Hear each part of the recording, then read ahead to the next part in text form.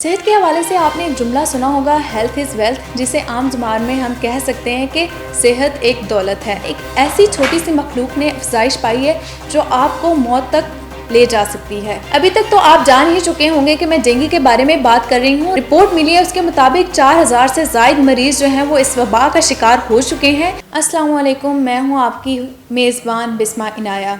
सेहत के हवाले से आपने एक जुमला सुना होगा, हेल्थ इज़ वेल्थ, जिसे आम ज़ुबान में हम कह सकते हैं कि सेहत एक दौलत है। लेकिन आजकल आप तक एक ऐसी बीमारी रसाई हासिल करना चाहती है जो आपसे ये दौलत छीन लेना चाहती है। इस साल इस कदर बारिशें हुई हैं कि हमें गर्मी का एहसास तक नहीं हुआ, लेकिन इसके दौरान एक ऐसी छोटी सी मखलूक ने अफजाइश पाई है जो आपको मौत तक ले जा सकती है। अभी तक तो आप जान ही चुके होंगे कि मैं डेंगू के बारे में बात कर रही हूँ। रवां साल डेंगू की जो तस्दीक शुदा रिपोर्ट मिली है उसके मुताबिक 4000 से ज़ायद मरीज जो हैं वो इस वबा का शिकार हो चुके हैं।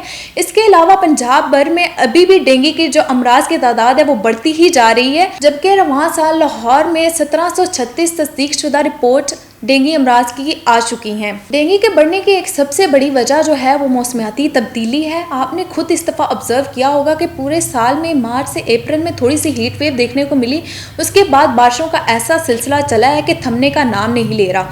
उसी के साथ अगर मैं आपको बताती चलूँ, पिछले साल हमने इस पूरे मौसम के दौरान सिर्फ हीट वेव्स देखी थी। ये मौसमियाती तब्दीलियाँ ही हैं जिसकी वजह से ये आप इतनी बड़ी जो एक ग्लोबल लेवल पे भी हम देखते हैं कि तब्दीली आ रही है मौसमों में। उसकी वजह से जो एक माहौल क्रिएट हो रहा है वो बच्चों की अफजाइश के लिए बहुत ज़्यादा उनको एक घर प्रोवाइड कर देता है। उनके लिए एक ऐसा माहौल होता है कि उनकी अफजाइश बहुत ज़्यादा बढ़ जाती है। हम 2019 के एपिडेमिक को किस तरीके से भूल सकते हैं जब हमारे अस्पतालों में कोई 44,000 के करीब जो पेशेंट हैं वो दाखिल हुए थे और 67 यानी कि 67 अमवात वाक़या हुई थी। उस दौरान भी हमारे हेल्थ केयर सिस्टम में इस कदर खामियां और चैलेंजेस थे कि वो इसका मुकाबला करने से कासिर था।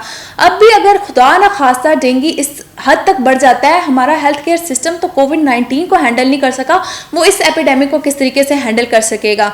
और अगर माहौलियाती तब्दीली की बात की जाए तो इस तरीके की बीमारियां फ्रीक्वेंसी में और बढ़ेंगी बल्कि कम नहीं होंगी। अपने हेल्थ केयर सिस्टम की जो हालत है उसको देखने के बाद तो मैं आपको यही मशवरा दूंगी कि आप अपने आप को और अपने प्यारों को बचाने के लिए एहतियाती तदाबीर पर ज़्यादा गौर करें, क्योंकि एहतियाती तदाबीर ही आपको इस मौजी मर्ज से बचा सकती हैं।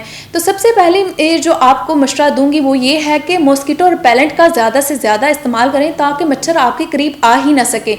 उसके अलावा घर में खिड़कियाँ और दरवाजे होते हैं जहां से मच्छर आपके घर में दाखिल होकर आपको बीमार कर सकता है, तो कोई जाली या कोई पर्दे इस तरीके से लगाएं कि वो घर में दाखिल होने से कासिर हो जाए।